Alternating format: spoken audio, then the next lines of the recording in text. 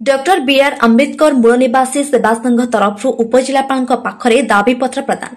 ढेंकानाल जिला Kamakhyanagar block doctor B R Ambedkar मूल निवासी दलित सेवा संघर सभापति भिकारीचरण नायकों नेतृत्व में एक प्रतिनिधि दल कामाख्यानगर उपजिलापाल श्रीजुक्त नारायण चंद्र नायकों को भेटी आज महामहिम राष्ट्रपति श्रीमती द्रौपदी मुर्मू और भारत प्रधानमंत्री श्रीजुक्त नरेंद्र मोदी और ओडिशार मुख्यमंत्री श्रीजुक्त मोहन चरण माझी उद्देश्य एक दाबीपत्र प्रेरण करिसेंती। चलित मास अगस्ट 1 तारिख में उच्चतम न्यायालय अनुसूचित वर्गों उद्देश्य देइथिबा राय को प्रतिवाद करे उक्त दाबीपत्र प्रदान करा जायछि।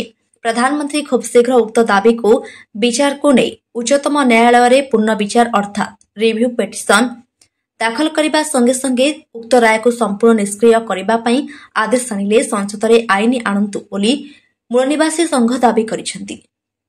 कामाख्यानगर सुमेरंजन नायकों रिपोर्ट चक्रव्यूह न्यूज।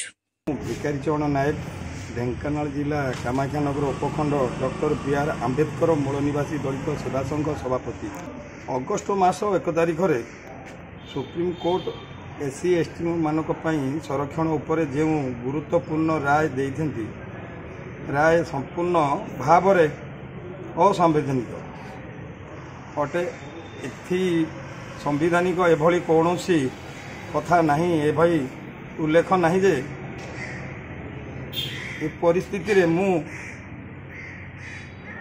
वर्तमान आम भारत सरकार प्रधानमंत्री श्रीजुक्त नरेंद्र मोदी को निवेदन करी यहाँ खूब शीघ्र विचार को नहीं संविधानिक भित्तिमत बल पार्लियामेंट रे स्वतंत्र बिल आनिबे। यही परिप्रेक्षी रे आजिर स्वतंत्र बिल आनी यही सुप्रीम कोर्ट राय को संपूर्ण